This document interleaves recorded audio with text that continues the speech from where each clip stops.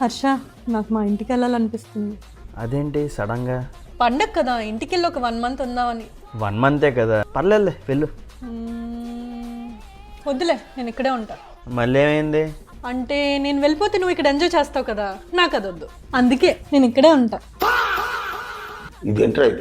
పోనీ ఇద్దరం కలిసి మా ఇంటికి వెళ్దామా? అలా అయితేనే నేను వెళ్తా. సరే వస్తా.